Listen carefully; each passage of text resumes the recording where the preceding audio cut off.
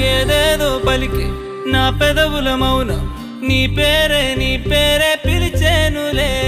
నీ పిచ్చితోనే అల్లాడే ప్రాణం నిన్నేలే